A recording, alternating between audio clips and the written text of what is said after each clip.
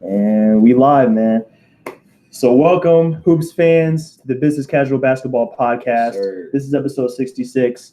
This is my man Garland Jones here. What up? Appreciate him dropping by, Hey, man, giving his time. Absolutely, man. Absolutely. There's some crazy stuff going on with the ending of this NBA season. So I figured I'd bring my man up to just chop it up with me a little bit, see what's going on in the NBA universe, because there's a lot to get into. I think first of all, man, let's get into this trade. You ready to get into this? This trade business? This trade. All right. Man. So this trade, first of all, it came as just a little bit of a shock to me. Just a little bit, not too much, I'll say, because obviously, during the season you heard LeBron wanted AD. He was like, trade everybody in a sense and stuff like that. Like everybody was jumping on like get AD to LA type of thing. So sooner or later it was going to happen one way or another. For sure. Although, in my opinion, I will say that the Raptors, the Pelicans, We're getting there. won the trade in the long run. Pelicans won the trade in the long run. Oh, absolutely. They won in the long run. I mean, you've been trying to get there with Anthony Davis, been trying to get there, hitting a block every single time. Mm-hmm. But now with this trade, you got a couple more young pieces: Brandon Ingram, Josh Hart, Lonzo Ball. Yes. Who Drew Holiday? He's aging. Mm-hmm. He's in his 30s, getting to his 30s. Yeah, like late 20s. He's getting there. Yeah, so he's in his prime, but he won't be there. He won't be too there much long. longer. So by the time that Drew Holiday falls out of his prime, Lonzo's going to be hitting his. Exactly. So you already have a point guard for the future. Mm-hmm. And then with this, everyone knows you're getting Zion already. Everyone knows you're already getting Zion. Done deal. But you also have the leverage of the number 4 pick, which I just found out today that they're analyzing, looking at a possible Bradley Beal trade. I saw that as well. For the number 4 pick. Very now, with the draft coming up, obviously, Zion's number 1, Ja's number 2. I think 3 through the rest of the draft is complete. It's a complete toss-up. It's really open. It's really a complete toss-up. Yeah. So if you're New Orleans, even if you keep the number 4 pick, you still have the option. You still have the opportunity to get like RJ Barrett, who's another bona fide scorer who can give you depth at that scoring position. Play the 2, play the 3, whatever it is. And then Zion plays like 3 through 5 with the way he's so athletic. He's such an anomaly. I really don't know where he's going to play in the NBA. 3, 4. Defensively, I think he can guard any position. But offense, I think 3 to 4 would be his ideal. Probably. And then, or they might, if I'm the Pelicans and I run small ball, I might put Zion at 5 like they do Draymond. That could work in certain situations. I can see that. When they run small ball. So the possibilities are endless. The Lakers won in the short term for sure. Absolutely. As far as these next like 2-3 years, they won in the short term for sure because you have LeBron for the next 3 years. Exactly. You have AD who said he's going to finish out his contract and then he's going to also, re-sign with the Lakers in the offseason. That's the plan. So you have your big man for the future for at least another 6 years. You have a big man for like at least 5-6 years. Yeah, so a good while. So the window is open now. Right. And I think before we get any deeper into this talk, I think it's important to kind of look at the picks that they got exactly to see the kind of parameters we're looking at for New Orleans. So for New Orleans, of course, they got the number 4 pick, like you just mentioned. Very useful. Top 8 protected in 21. Okay. If that doesn't convey, it moves to 22 unprotected. Okay. So within 21 to 22, Pelicans are getting that pick regardless. You go to 23, we're talking about pick swap. So that's very useful, especially if we're looking at prior to this trade. We had Brooklyn and the Celtics, and those pick swaps are very, very useful. Very useful. So I like they got that as well. And then their last unprotected first is in 2024. And then after that, it's unprotected swap in 25.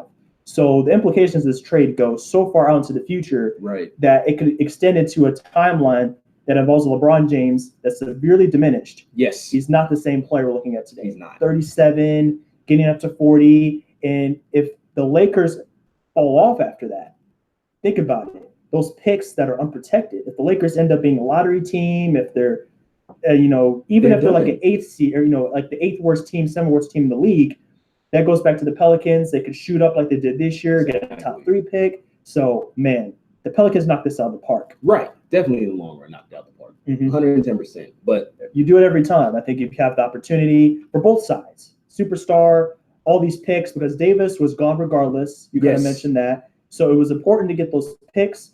But I think it's a bonus that you get guys that can contribute right away, like Lonzo and Hart and Ingram. So I wanted to consider Ingram's part of this deal because I really like him as a guy that could become a star. So, in your opinion, what do you see from Ingram that tells you that he's going to make that leap, or maybe not? I think Ingram has had the potential of being a star. I just think that with the situation and the system that he was playing in so far, it was more geared toward Julius Randle, Lonzo Ball, all the other guys. Yeah. Now he's in a system to where he's going to have to score. He's Yes. going to have to score. He's going to have to defend in these type of situations because, yes, you're playing alongside, a Duke running mate in Zion Williamson. All these guys went to Duke and all that type of stuff. So they have the college background of knowing this is how we were brought through college to play. This is how we know how to play in college, but now we have to mesh together as pros type of thing. But at the same time, coming out of high school, he was very, very highly touted coming out of high school. Had a lot of recognition going into the draft. And then it's like, we have all this potential. Where is it? Type of thing. And I think Lonzo and Ingram both have that potential to have very, very good seasons coming up because people were also looking at Lonzo like, dude, you were the number 2 pick. Like, what are you doing? You're always injured. Like, what is this? What is that? The questions are everywhere. Right. All the questions are there. And now I think with this trade, they're not in LA. All the pressure is always on LA. That's the key. The pressure. There's a lot of pressure in playing in LA and New York. Exactly. They demand so much of you. Even Philly. Yes. You're doing great. Philly, Boston, New York, like those are markets where it's like, hey, we come from a history of winning. We gotta win. Yeah, we want to see that. Right. Continue. For sure. So with that, it's just more so they don't have that we're the Lakers type of thing. You gotta produce, you gotta do this. It's like, hey, we're New Orleans, we're trying to make something happen. We thought we had it. Now we really think we have it. Let's just see what happens type of thing. And it gives them more room to develop and mesh, I think, as a team. I'm with you 100%. So we're looking at two sides of this deal, basically. The center of our talks are the Lakers, the Pelicans, but the pros and cons of it all. Right. So we went over the Lakers pros. They got that superstar. They're instantly a title contender. But diving into that aspect, this area right here, it's important that they fill out the rest of the roster properly. Right. Because they have a lot of money to play with, and a lot of money to play with.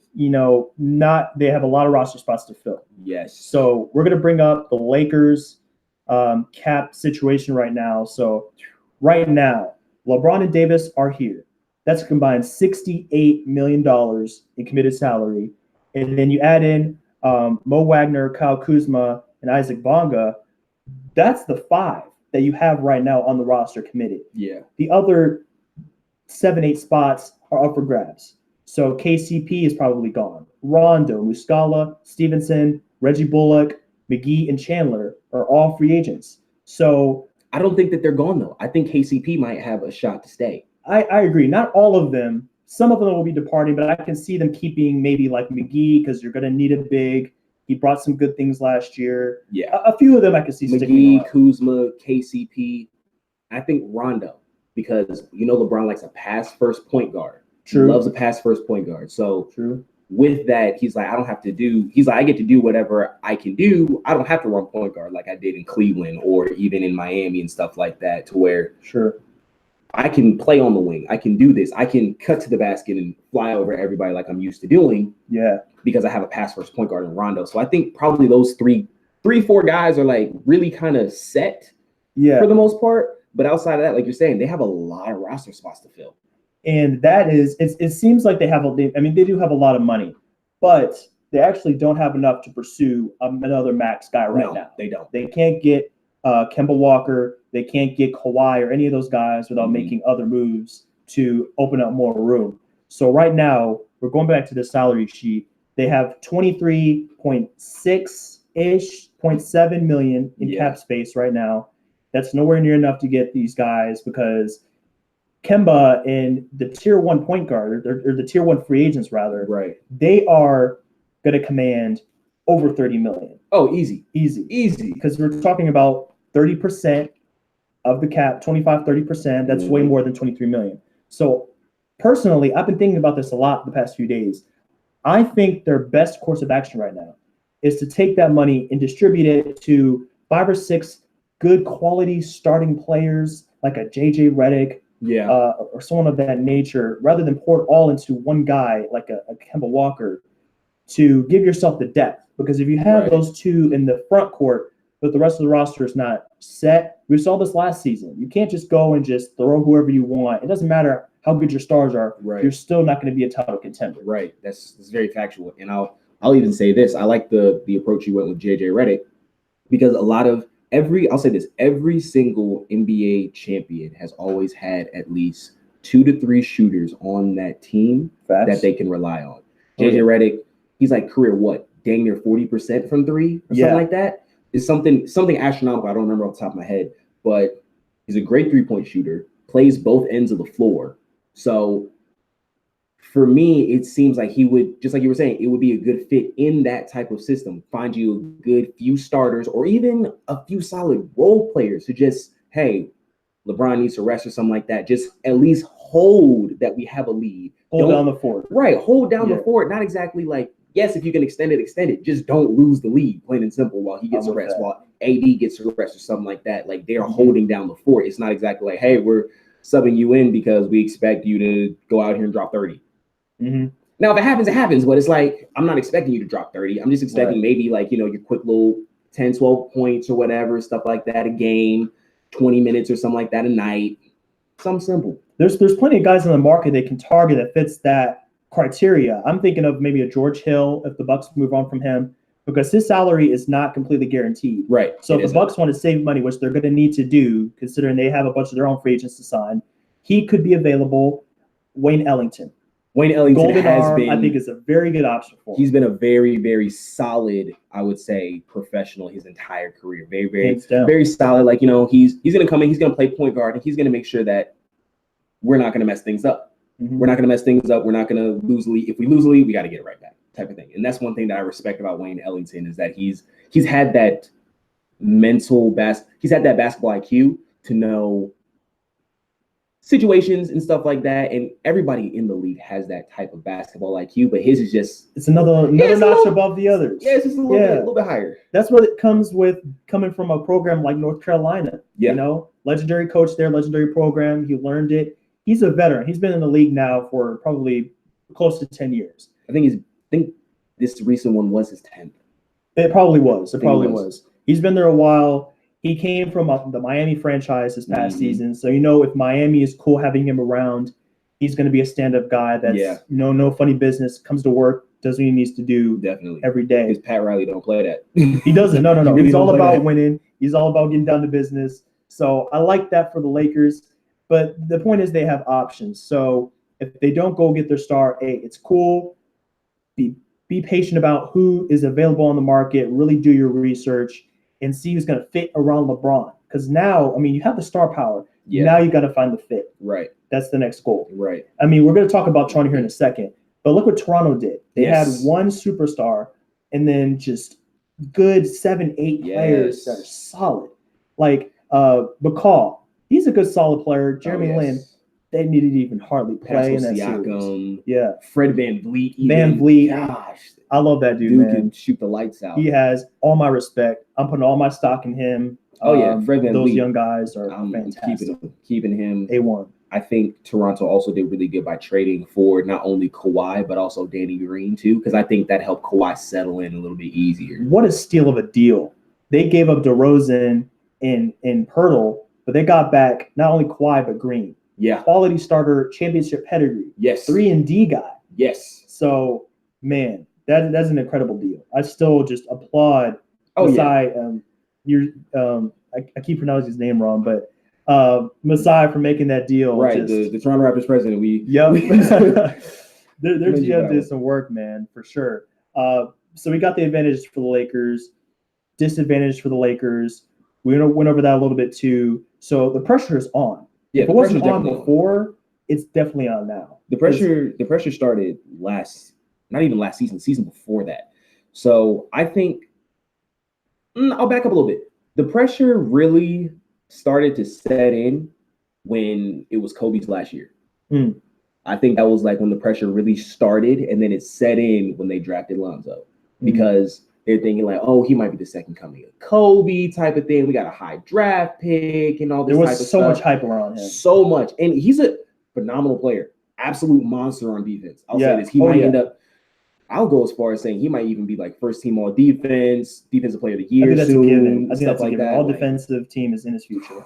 Hands down. Absolute monster on defense. I like him. So people were like, "Oh, Lonzo this, Lonzo that," and it doesn't help. Like when your dad's like talking about, you sign all my boys, you get this, and all that, all that extra pressure on him. So I think that pressure really started then, but when they got LeBron, the pressure like multiplied by 20. Oh yeah, the pressure multiplied by 20 because of the territory. And then also you have this superstar of LeBron James. For me, and I have a friend who's from LA, huge Lakers friend, who's huge Lakers fan, all of it, and he's saying he was absolutely mad at the fact of we get LeBron James and he only worth half a game better. He said, what is this? He only worth half a game? Like, we should have kept our team from last year. People were going off and saying like they're going to be the 4th seed, they're going to be the 3rd seed, they're going to. And they had the potential. It was there. Yeah, on paper, you're saying like these guys are contenders. Yeah. But as we saw, things can go wrong, and we're not going to get into that right now. Right. A lot of things went wrong. But bottom line for the Lakers, if they don't win at least one championship in the next 3 years, this is a complete failure. Because you don't make this move to win 50 games or to get to the conference finals. No. That's cool. But this is LA with the second most championships in the entire league in history. Exactly. So you got to make it count by getting some of these right here. Right. Jewelry. You got to get those rings. You gotta have all the hardware, everything, because like, you're coming from the Wilt Chamberlain era and then the Shaq and Kobe era and stuff like that. So like, hey, we got LeBron now. Is this LeBron era? Look what he did in Miami. Look what he did in Cleveland. Like, we next. Mm-hmm. So the expectations are sky high. That's a tough pill to swallow. Now, Lakers fans are excited. You look at all these guys, the fans, the management. It's like, cool, we got our guy, but the work has just started. Right. So now you go out and get the pieces to go along with the Lakers. We talked about some of the guys they will target. Right. Then you go into the season and you have to incorporate all these players, because when you have half your roster or more new, never played for your coach before, that's another thing. New coach, Frank Vogel. Yes. Hopefully their defense is like top 10. I expect it to be there if they find the right person. I was a little surprised by the Frank Vogel signing. I will say that. I was a little surprised by that hiring. Because did you expect Lou to take it? Well, I kind of expected Lou just because of like, the whole narrative of where, LeBron walked over Lou, like LeBron's that would have been brought full circle. Yeah, it would have brought full circle. And I think that a lot of people expected Lou. I kind of expected it. I didn't want it, but I didn't expect Frank Vogel. I thought they may get someone different. I thought they might even keep Luke Walton even. Yeah. I was hoping they would keep Luke Walton. Yeah. Just keep Luke Walton and then just revamp his staff, if anything. Now, I do like the Jason Kidd hiring. I do like that. I love that aspect. So it's a mixed bag with Jason Kidd. Like, you like him, you like what he brings to the table, but some of us, like, I'm a little skeptical because it seems like he's good, but he's not the guy to get you over the hump to like the top. Like, now, I'll say he's not a head coach. Oh, you like him as an assistant? As assistant coach, okay. When he has like just his specialty, like he can specialize in this. Yeah, like working with the point guard. Exactly. I see that. I'm with that 100%. So from that aspect, it's nice that they brought him on, not as a head coach, but an assistant. So the blueprint's laid out for the Lakers. Yes. The plan is clear. You got to go out. You got to win 50 games. You got to be a top 4 seed, home court advantage, this, that, and the other. They got to win 60 games, if anything. They're bringing AD now. They got to win like they 65 games. Oh, yeah. Because you don't bring in – we have 2 top 7. 2 top 5 players, man. 2 top 5 players. Yeah, depending on who you ask. Like 2 top 5 players, you got to make this work. The Suns were there all season. They were dapping it up at the All-Star game. Right, and they had like a look on their face like, I'm going to see you next season, right? You got the hush-hush, they're kind of talking through their hands like this. And talking through the hands, talking through the jerseys, all that type of stuff. So, so you knew it was coming. But let's go back to the Pelicans for a second. So the pros are obvious. Yes, obvious. Clear. But there are some negatives here. Just a few. It was hard for me to come up with too many, but Of course, losing a franchise cornerstone Yes. that brought in publicity, brought in ticket sales for 7 years, that's hard. Yeah, that's tough. Fans have flocked to this team. I'm sure a lot of people have supported the Pelicans because they had one of the best players in the NBA. It's easier to sell season tickets that way. It's easier to get bodies in the seats, all that stuff. So it's hard to lose a guy that's homegrown, that you developed, you worked on for 7 years. He was a big part of making it back to the playoffs and doing all that for the team. Now, it's hard to lose a guy like that. I don't think that's too big of a con, though. It's not. Like I said, it was hard for me to come up. I'm kind of nitpicking it. Right, and it's like, for me, it doesn't seem like it's too big of a con because, yes, you lose Anthony Davis, but you're bringing in the next guy to fill seats. Zion. That's going to fill seats like crazy. That was a huge blessing. It took a lot of the sting away because It's like we're losing a Blockbuster guy, but we're getting a Blockbuster guy. Right, we're losing our cornerstone for 7 years, but then it's like we get the most freakish athlete since LeBron. Yeah, I mean, for sure. We see what he can bring to the table. So that's not much of a con considering they have the number 1 pick. Yes. Also, I think in the short term, because we're talking about the short term, this is the Lakers' time. Yes. But for the Pelicans, they might suffer a little bit. I'm not ready to crown them with a playoff appearance.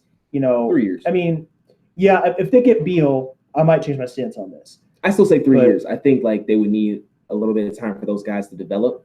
Because you got to think there will really only be just a couple players on the roster with playoff experience.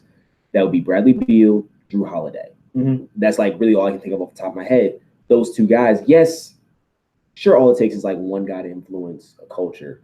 Yeah. But at the same time, like you need that type of that sense of security, that calm in those moments to where, okay, this game has playoff implications, things like that. For sure. How do we respond? For sure. Thing. And I'm not saying those guys don't have it. They just don't know how to handle it yet. Right. Because, I mean, these guys coming from the Lakers, they haven't been in the playoffs yet. Exactly. So they have years of experience, 2-3 years of experience, but they haven't been under the bright lights of a playoff setting. Exactly. So they don't have the experience. The guys that are on the roster right now, besides Holiday, don't have the experience. So, yeah, for the Pelicans, I think it's going to take a little bit of time. Rookies, even Zion, are not expected to contribute to winning right away. The numbers might be pretty good, but they're not going to know all the ins and outs, especially on defense. Exactly. That's really hard to grasp. Even for Zion, it's going to take him a while. So all those points together, I think for the Pelicans, we agree it's going to take at least a couple years for them to be like in the thick of the playoff race, really ready to contend. But that's okay. They knew what they were signing up for. And as we saw last season, it's no guarantee that even if you have a guy like Davis, that you're going to be super successful and make it to the playoffs. Exactly. They didn't make it this season. They didn't. They were on the outside looking in a lot, which to me kind of sucked because Anthony Davis is such a great player. Yeah. I think he's a one in a generation type of player. He's absolutely going to be all-time great. Yeah. Absolutely phenomenal. And I think the Lakers really did get a steal in getting him now while he's just to me, he's like really like right on the cusp of that prime.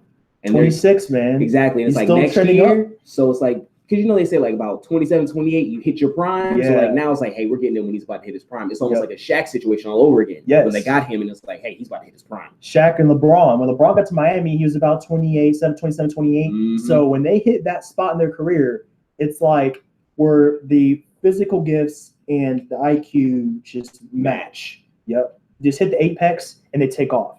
So yeah, for the Pelicans not to have that, it's okay, but they'll be back in the playoffs sooner than later. Definitely. And I think I had one more con. So yeah, concerning Drew Holiday.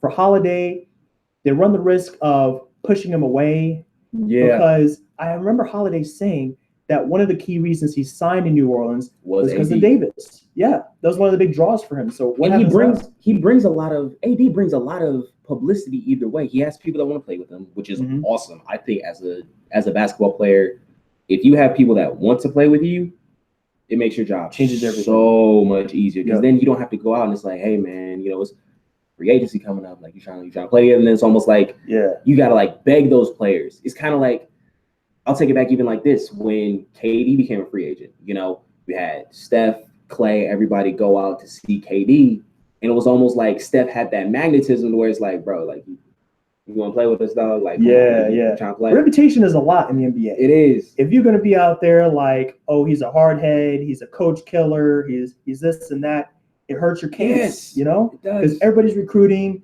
Tampering doesn't happen in the front office, but it does happen inside the locker room. It does. This is going on all the time. Always. You're hitting people up, you know, on the Apple Watch. You're chatting it up. You're on the phone like, hey, man, I got a spot for you. Right. Head on over to LA. Let's make it happen. Right. Like, you see Twitter DMs.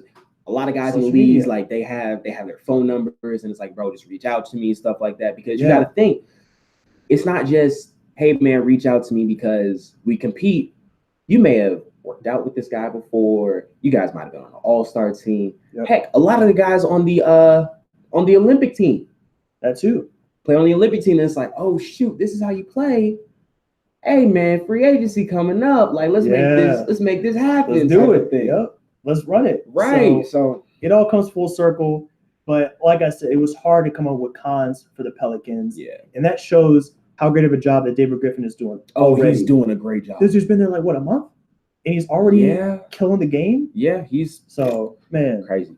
He's doing everything right so far. So David Griffin, key pickup for the Pelicans. I think that was fantastic for him. It was. So it was very, very good.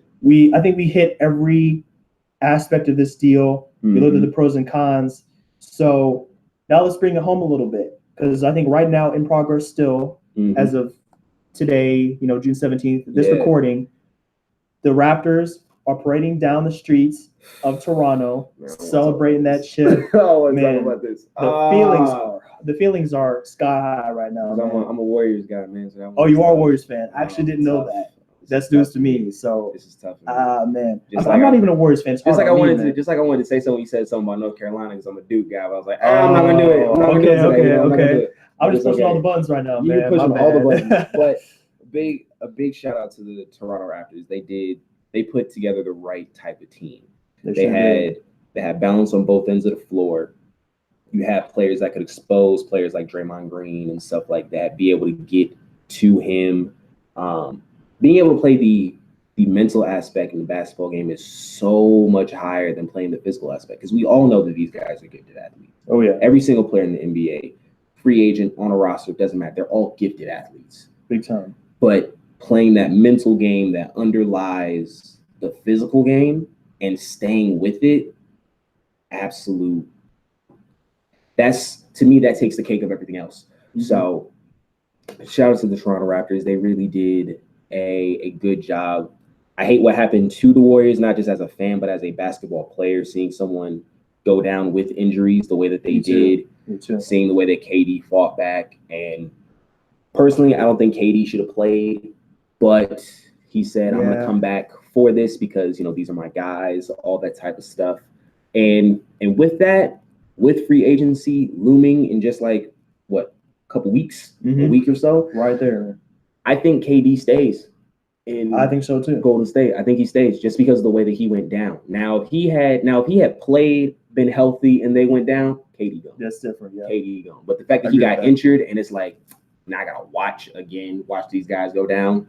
Yeah. I think Klay stays also. The fact that all right, let me just take a quick moment to talk about Klay Thompson. All right. The fact that this man went up for a dunk, tore his ACL, got up, walked to the locker room and heard, hey, if you don't shoot these free throws, you can't come back in. Oh, shoot, let me walk back. Let me walk back in. Take these free throws, took the free throws, then proceeded to run down the court. Yeah. And then told Steve Kerr, hey, man, all I need is 2 minutes. I just need a 2-minute rest. And I think he said at some point he wanted to play game 7. Yes. Like I saw a report, like if they had won that game, he's like, please let me play game 7. That's a real warrior right there, man. No pun intended. No pun intended. Like I heard there were like 3 things that went on in the locker room. It was 1, he had told Steve Kerr, all I need is a 2-minute rest. And then, of course, like, you know, you're watching the game, you hear Klay Thompson's back there jumping, all this type of stuff, staying loose. Yeah. And then he was also saying, can I play game 7? Will this affect my free agency type of stuff too? So if I'm Bob Myers, the Golden State Warriors, as soon as 6 p.m. June 30th hits, give them all the money. I'm going to Klay. Right at them. I'm bringing I don't care if KD in a wheelchair. I'm bringing KD. I'm bringing Steph. I'm bringing the owners. I'm showing up at Klay Thompson's front door. Yo, you want this max deal or no? Back up the Brinks truck, man. Right. I have it ready. Be like, hey, man, it's already out back. You want this max deal or no? Like, that's what I'm doing for Klay Thompson. Like, that man has a level of professionalism, a level of heart, and a level of pain tolerance that I haven't seen out of anybody outside of a guy who plays football, Adrian Peterson. Yeah. Adrian Peterson, Kobe Bryant, the legends, man. Yeah. Toughest player we ever seen. That was, honestly, for Klay Thompson, that was his Kobe moment. Yeah. That was his Kobe moment. True. Like, he got up and he was like, all right, I'm going to walk back. Cool. Hit these 2 free throws. I was like, deja vu, man. Like, I saw him walk back and I was like, whoa, that's crazy. It was wild. I can't believe he came back. Much salute to that guy. I mean, I really hate, like, I'm not a Warriors fan, but I appreciate greatness. Oh, yeah. I love what these guys bring to the table. Oh, yeah. So I was hurt by both of their injuries. Oh, yeah. But for Klay, he's going to be okay. He can take this season to recuperate, to recover. The money will be secured. The bag is secured. He doesn't worry about that. They're going to give it to him 6 p.m. on the 30th, which is actually earlier this year. We got to remember that. They pushed it back to the 30th at 6 p.m. instead of midnight on July 1st. I like that. I love that. It helps us with, if we got to be up early, we got to work this on a bit. And like, I got to stay up till midnight to see what's going on. And I got it earlier. So, but yeah, Klay is a stand-up dude, man. I wish him nothing but the best. And, for him and the Warriors, it creates a certain difficulty now in negotiations and how they move forward because I don't know if you noticed, but their money situation, their money's tied rough. up. Their money's tied up. And the thing is, if KD stays, they have I think it's a $200 million luxury tax is coming at them. Yeah, it's gonna be $200 million. They got this stupid luxury tax coming at them just for keeping KD, which I mean, the risk that you're running, keeping a superstar like that. But at the same time, I think that they're willing to run that luxury tax if it means keeping them in playoff contention. Now, granted, Klay Thompson, KD will not be back at any time during the regular season. Yeah, if they do, if they do at all, it'll be like late March, early April. Yeah. Right when playoffs are starting. So you're losing a year. You're basically committing this money to them. That is, in Klay's case, like $35 million gone for the first year. And for KD, it's even worse because he has more years of service. And, as we know about how you acquire your next contract is about years of service. Mm-hmm. So for KD, he's at 10 plus years of service. That's 35% of the max. Yeah. So we're talking like $40 million a year. Easy. So you're losing that for a guy that's not even playing. That's hard. And only reason I think KD stays is because now, granted, I do want to get into the NBA free agency with you because this free agency like scale right now and like the atmosphere of it. Bonkers. Let's see if I carve out some time, and I'll make sure I put that on the agenda, man, for the tail end. Oh, yes. But the fact that he stays is that I've heard a lot of GMs saying that if I was to sign Kevin Durant, I would sign him, stuff like that. But at the same time, do you want to sign him when there's so many questions that are going to be there? He's going to be 32. Mm-hmm. When he comes back, he's going to be 32. Yep. He'll have missed a year of basketball and stuff like that. Right. Granted, he is one of the most gifted scorers the game has ever seen. Can shoot over anybody. Might be the most. If you consider how efficient he is from everywhere. Yes, everywhere. Literally everywhere. He's top 3, I think, like at the very least. He's a 7-footer with a 6'3" handle. It's insane. Insane. He can score over anybody, can score on anybody, can guard positions 1 through 5, plays anywhere on the court. Absolute monster. Yep. But at the same time, when you're losing that year, like we know, the prime usually ends about like 34-ish. So it's like he has 2 more years left of prime. Yeah, you gotta make it. You gotta make the most of it. Are you really gonna take that chance to rehab him back in that prime, or are you gonna let them take the hit on, rehabbing him? Let the Warriors take the hit on rehabbing him because then he's unrestricted the next year. True. So I think he'll stay. I think he'll take that option that he has and ride it out. But let's get back to Raptors here a little bit. I think we got off track a little bit. Just a little bit. But for the Raptors, man, I think this is fantastic because they're an unlikely champion. Very unlikely. And we haven't seen this in years. Like, I don't think we've seen this since the Warriors won their first championship. Just as far as like the odds, I think preseason odds had them as like the 4th or 5th best odds to win a championship. Right. The Bucks were ahead of them. The Warriors, obviously. The Rockets. And then maybe another. So probably like 4th. They're probably 4th in that pecking order. I think they had the Sixers and Celtics above them too. Oh, the Celtics. Yeah, the Celtics was definitely above them. So, I mean, yeah, best 4th, maybe even 5th or 6th best odds. So all that together, it makes this an unprecedented win for them, for this country. So we're looking at what makes them an unlikely champion. So that's probably the first part of it.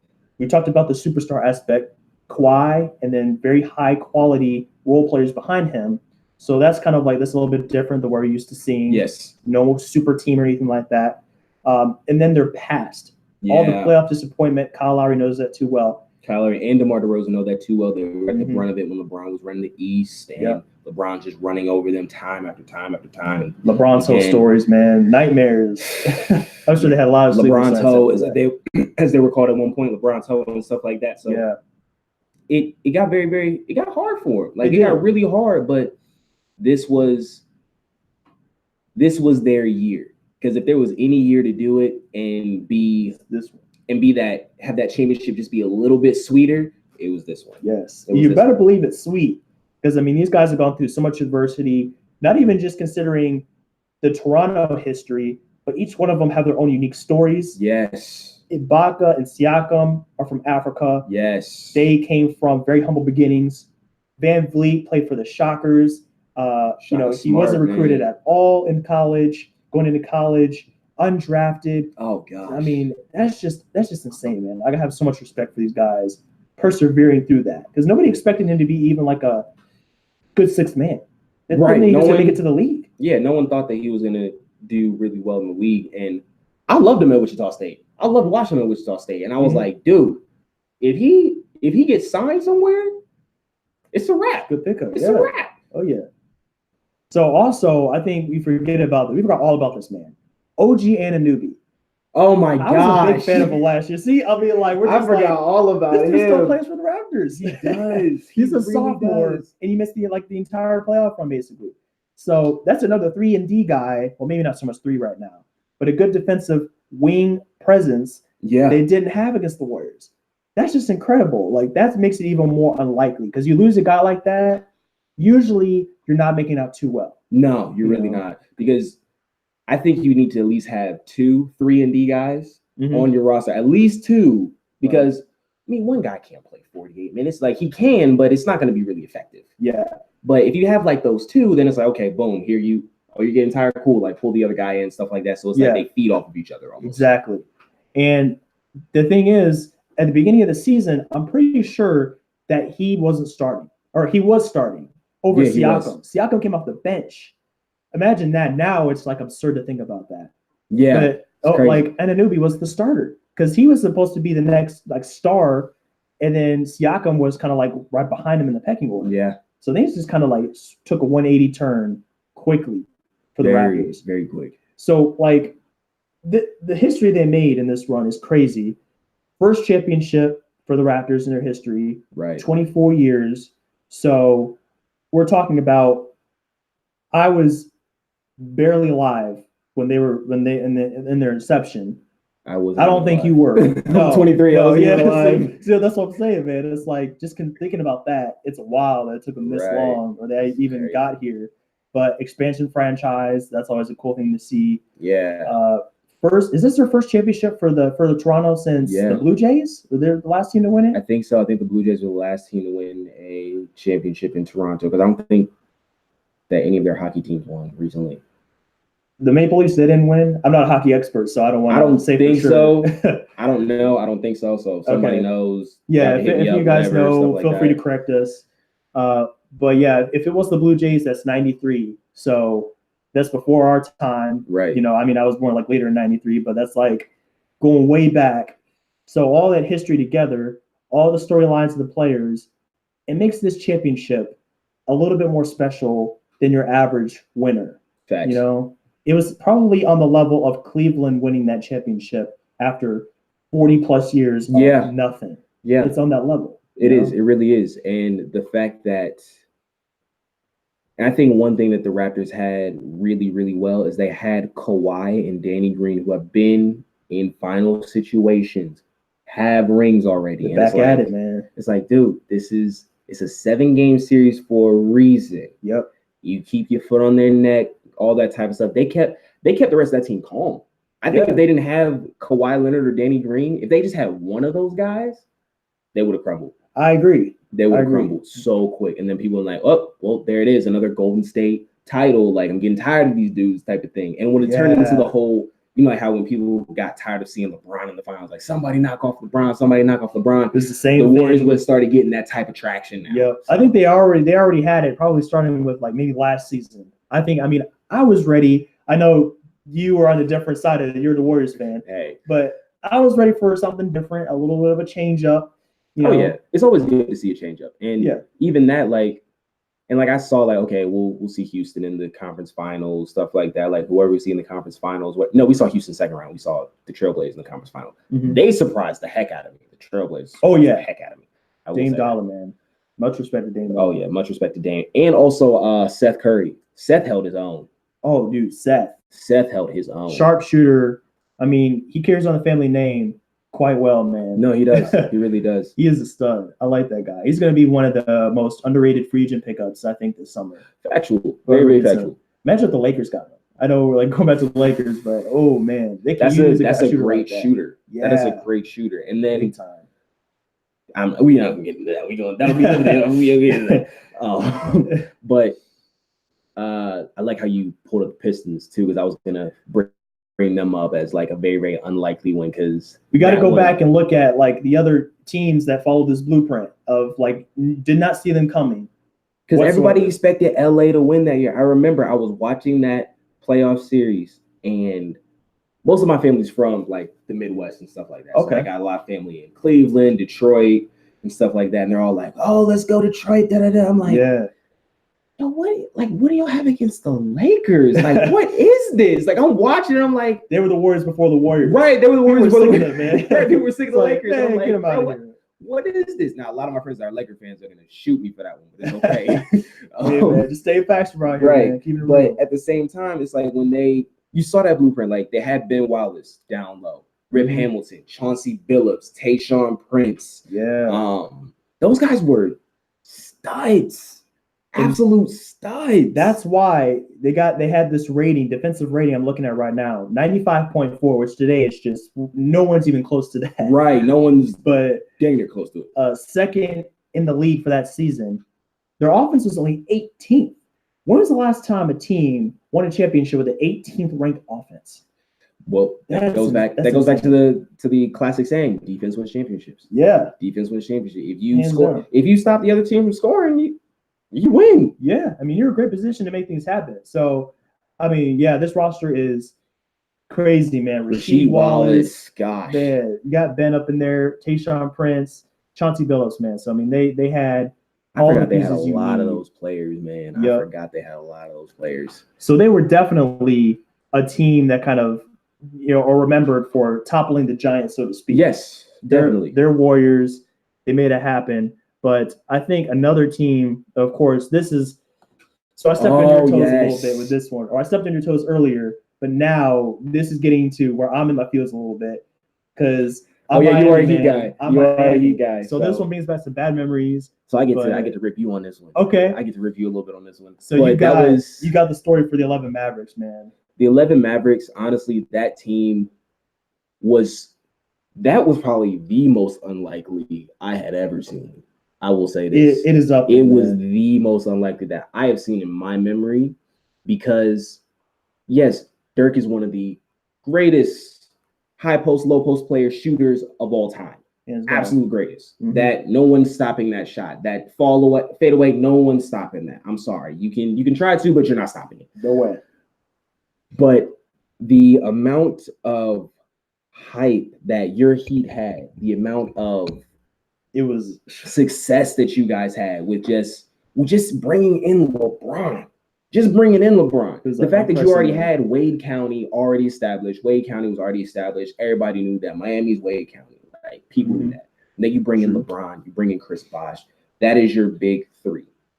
And I saw them winning like a few chips, and I was like, yo, by the time of LeBron's contract, everybody's going to hate the Heat. Yep. I was like, they're probably gonna have like 3-4 championships. They're gonna hate the Heat. Like I'm already like plotting out the storylines and stuff like that. We were getting hated on day one. Yes, because you got LeBron James. And the fact that you created a big three like that. Villains. Everybody instantly, yep. Everybody played off of it. And the crazy thing is LeBron talked about how he lost himself in Miami for like that good like year and a half.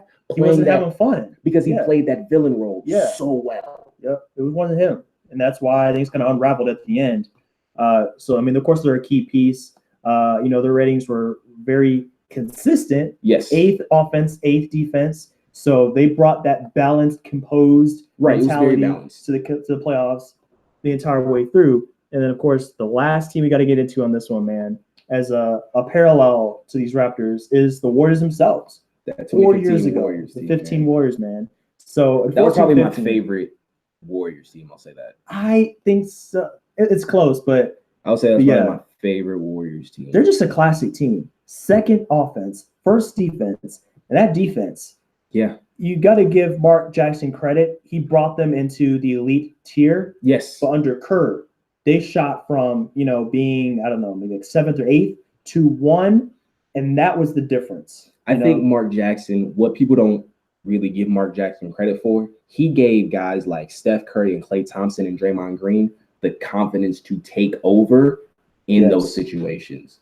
Yes, he gave them that confidence to take over in those situations because Mark Jackson ran a lot of ISO ball. He ran a lot of ISO ball. And the thing is, in those late game situations, and Kawhi did an amazing job of this past finals. Mm-hmm. When he went on that game 5, he went on that 10-point stretch on his own. Yes. That was all ISO ball. Yep. That was all ISO ball. Pull up, Draymond on him. All ISO ball. No passes. So, yes, we know that the Warriors' bread and butter is pass, screen, all that type of stuff. But if it came down to it to where it's like, I got to take this dude one-on-one, and Steph even said this. I think it was the 16 finals when Kevin Love had switched on me. He's like, I could have easily got past him, but I didn't because he was overthinking the offensive system instead of like, I can take this dude. Yeah. And that's what Mark Jackson is still like, you can take this dude. You're here. You can take this dude. Take him, type of thing. So, and you would hear it when he's like doing the games. It's like, if I'm Steph Curry, I'm taking this dude off the dribble because I can take him off the dribble. Mm-hmm. And he knows these type of things about these guys. And it's like, I coached you this for a reason. Like, do it. Yes. Yes. He's just getting flashbacks in the booth, man. It was funny to see that. Right. So let's look at next season now. We're moving forward a little bit. So odds that the Raptors make the championship again in 1920. Long shot. Of course, it depends on what Kawhi does in their free agents. So Danny Green is unrestricted. He made $15 million this past season. Mm-hmm. I would think he would get something similar to that. Wouldn't be surprised this year. Wouldn't be surprised. Gasol has a player option for $26 million. That's a key aspect of this. So if Kawhi runs it back, if he comes back, I think they should be the favorites. I know we can kind of debate on this a little bit because I know you're saying it's a long shot, but if they run it back with the same roster, OG comes back, they still have the depth. If they have the same roster, yes, they're the favorites out of the East. Okay. But if they lose a player like a Danny Green and a Marc Gasol, that changes. Long shot. Yeah. Absolute long shot. Now, granted, Kawhi is, to me, he's a once in a generation type of player. He's got big hands. He has some of the biggest hands we've seen out of a 6'7" guy since Jordan. Mm-hmm. He's got some of the biggest hands. Yep. Absolute monster. He's very reminiscent to me of MJ and Kobe. Very, very reminiscent of it. He works out with Kobe a lot, which I think also helped him in those late game situations. Yeah, watched a lot of Kobe. And then Greg Popovich makes champions. Absolutely. He makes champions. And then the fact that when Kawhi came into the league, he got to sit under Tim Duncan, Manu Ginobili, Tony Parker. What a blessing, man.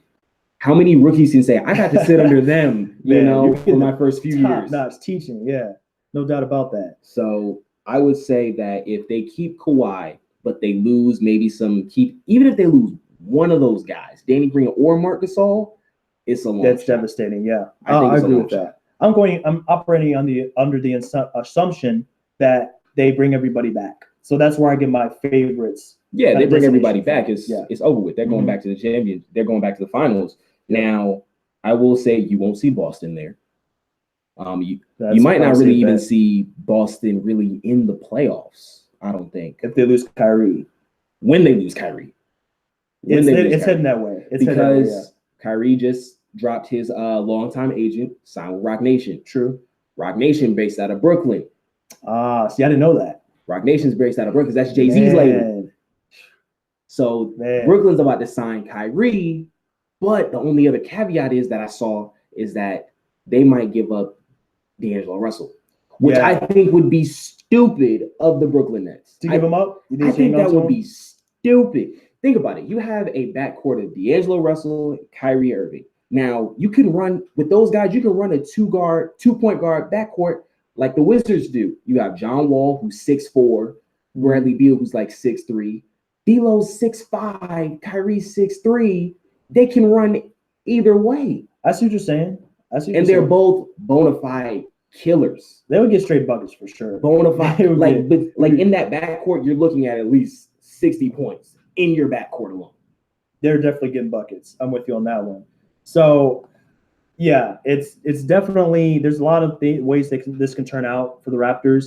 If Kawhi doesn't return, of course, they drop down to a mid-tier playoff team. You know, they're good, but they're not great. You know, they're probably like the Hawks. Yeah, I mean, the way the Hawks are trending, man. They might give you by the Hawks. That's saying something. Yeah, no doubt.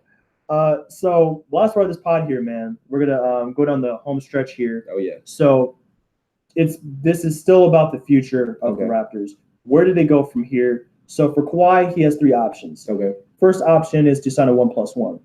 You get the first year, you come back, you try to run it back with the same team. Right. The second year, so we're talking about next summer. Right. He's back in the free agency, and then he can leave if he wants to. Yeah, and he can get a supermax. Or, of course, he re-signs for that 5-year deal, but it's a 30% max, not 35, because his years of service are not yet at 10. 10. He doesn't have 10 years of service. Right. So I think he's about 8 right now. Yeah, he was in the 2011 draft. So 2011, 2019. Yeah. It was a nice draft, man. So for him, he's looking at 30% max right now. He could do like a 4-year with the 5th-year player option. Right. He can go that route.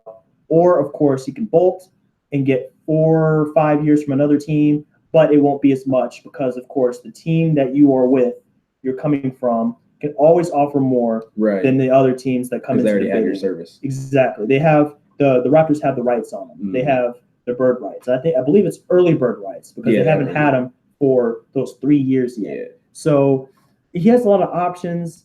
And of course they can run it back. If Kawhi comes back, he signs a 1+1 or whatever. Gasol has another year. He can pick up his player option, come back. He can run it back. You re-sign Green to $15 million or so, maybe give him like 2 or 3 year deal. Right. Keep that core. Then from there, it's easy because they have about 4 or 5 free agents like Jeremy Lin, and I believe that McCall can be a free agent as well. So I think he only signed a 1 year with them. Yeah, I think I saw that he was like restricted or something. So like you can refill the rest of that roster. You can get some veteran, or you can get some minimum contracts to kind of fill that back end out. And then, of course, if Kawhi does leave, you can move on from Danny Green, and you can start to retool around Siakam. You can Gasol can opt in or opt out. Kyle Lowry would only have 1 year left at about $34 million. Right. And then you can just kind of shift into 2020 and start over. So at least you have Siakam and Van Vliet, so the damage wouldn't be too bad. It wouldn't be too bad. Now I've seen a lot of stuff on Kawhi coming up. Like I've seen rumors that he's going to, if anything, he's not going to go to the Lakers. He go to the Clippers. I've seen a lot more Clippers. That he would go more so to the Clippers if he doesn't stay in Toronto. And I think the smartest move for Kawhi would be the 1+1. I think that would be the smartest move for him because then you can get that 35%. Exactly. You can have your cake and eat it too. Right. You can have your cake and eat it too. And then it's like at that point he's well in his prime. Honestly, be probably 29 by the time you get into the start of next season. So and he's literally in the middle of there. his prime. Yeah. So at that point, the landscape opens up for you. Mm-hmm. And you're perennial all-team first defense, all-NBA, absolute stud, 2-time final MVP on not just one franchise, but 2. That's another part of history that we forgot to talk about. 3rd player in NBA history to win Finals MVP with 2 franchises. Yeah, and that's absolutely incredible. That's crazy. So, like, for Kawhi, if I'm Kawhi, I'm going to sit back, take my 1+1, because then I'll be able to get a better deal if I choose to go into free agency. And at that point, it's all open for me. True. It's who wants to pay me more, who has the better supporting characters type of thing. Do I really like it here in Toronto? You know, I've been here 2 years. Am I really still feeling this? I don't know. And in this season, you can still run it back with the Warriors not being a favorite like usual. Right. With those injuries, you know, I'm not going to say it's open because the East is still going to be a dogfight. Like, the East is tough with the Bucks and the Sixers sitting there. Yeah, I would say those are their probably two biggest challenges. Yeah. But, you know, in the finals, if you're facing Houston or LA, the Lakers, possibly, we don't know how that's going to shake out. Because the West is wide open right now. It is. So, I mean, they would definitely have a good shot at winning a championship. You know, I think at least 50-50 if we're going into next season. Oh, yeah. So, I mean, that's probably, I would agree with you. That's the best option for them. You get the short-term ability to run it back, try to go back-to-back. And then later on, if you want, you can nail down your future, get the most money possible, and have the flexibility to move on if you're not feeling Toronto anymore. Exactly. So we're in agreement that that's probably how things are going to shake out. And I think with that, man, I think we pretty much covered everything we want to get to. I know you wanted to get into more free agency stuff. Hey, look, that can be another episode, man. We can definitely I got theories. I got options. I got different ways that players might fall. And, like, if this player goes here, then they can draw this player. Like, there's so many ways this can go, man. And we're going to have to let things shake out a little bit more. Free agency come up, see how guys are, what they're looking at, what teams they go to, trades and stuff. We can revisit this later on and then get into all the details. But in the meantime, man, I appreciate you stopping by my place. Hey, man, it's been a minute since I've been able to chat with somebody face to face because, you know, usually I've been having the Google Hangout set up. I've been having the Skype set up over the phone, but there's nothing like being able to have a good, genuine conversation with somebody that's in the same room, you know? Hey, I appreciate you trusting me enough to bring me on this podcast, man. I know we have different opinions on a lot of things, but, you know, I appreciate it. You kind of knew what you were talking about, so I hey, man, had to bring you up, man. You know what I'm saying? I had to say a little something. Yeah. I appreciate you doing that, man. I appreciate you. Do you have any, I like to do this for my guests when they come on, social media, projects, anything like that you have going on that you kind of wanted to shout out, let the audience know before you go? Right now, only thing is, if you want to keep up with me on Instagram, it's going to be whoisgjones. That is my Instagram handle. Feel free to, if you want to talk any type of sports, baseball, football, basketball. I don't talk hockey because I don't watch hockey. Me either. But if you want to debate things, connect, whatever it is, whoisgjones is probably going to be the best way to get at me. I don't really have any projects that are coming up right now. I got a couple that are in planning phases, but I'll make sure I keep you in the loop on those. You know what I'm saying? All right. Sounds like a plan, man. Yes, sir. Yes, sir. But in the meantime, I want you all to subscribe. Let your friends know if you enjoyed this episode. This is our first one in a video format. So whether you're watching a video or audio, like usual, appreciate you for taking the time to listen or watch, however your method is of taking in this podcast. But of course, we're always on bcbasketball.info. If you want to catch our blog posts, you want to catch our podcast episodes, whatever else we're working on, got that covered for you. And then BC Basketball 2 on Twitter and Instagram is our handle if you want to check out what we have coming up through the pipeline. So hope you guys enjoy the rest of your day. Like, free agency, subscribe, all it. He deserves it. You feel me? You got it, man, right there. So free agency coming up. Enjoy these celebrations of the finals.